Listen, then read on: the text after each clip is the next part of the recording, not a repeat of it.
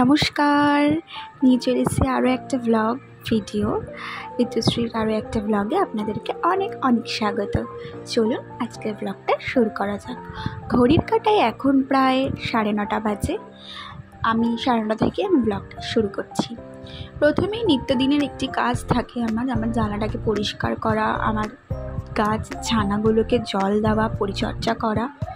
আর আপনারা দেখতে পেলেন আমার ইনডোর প্ল্যান্টে কিন্তু একটা ফুলও ফুটেছে। আপনারা যদি জানেন আমাকে জানাবেন তো এরকম ধরনের ফুল হয় কি না। আজকে রান্না করবো হচ্ছে ট্যাংরা মাছ বড়ি দিয়ে, আলু দিয়ে। তার জন্যই প্রিপারেশন নিলাম। মাছগুলোকে নুন হলুদ দিয়ে মাখিয়ে আগে ভেজে নিচ্ছি। আর ততক্ষণে ভাজাটা হতে হতে আমি এই ফাঁকে আমার টিফিনটা করে নিই।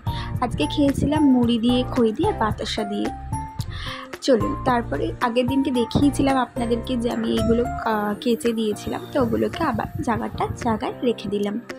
আর আমার মনে হয় কাজকে একদমই ফেলে রাখা উচিত না। যত তাড়াতাড়ি কাজটাকে করে নেবেন তত তাড়াতাড়ি আপনার খাটনিটাই কমবে।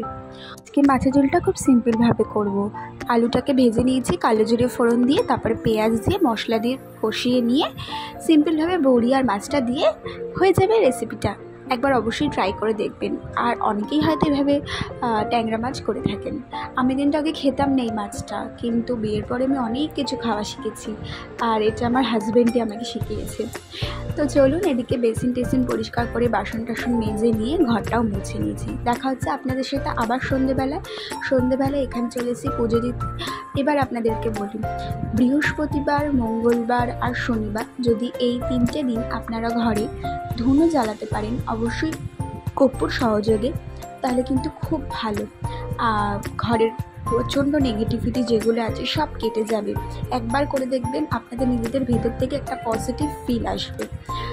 এটা করে তো আমি খুবই উপকার পেয়েছি। তারপর চলে গেছি ছেলের জন্য এখানে ড্রেস দেখতে। আগের দিনকে বলেছি পাঞ্জাবি একটাও পছন্দ হয়নি, কিন্তু এখান থেকে কিন্তু আমার ছেলের জন্য ড্রেস সিলেক্ট করা হয়ে গেছে।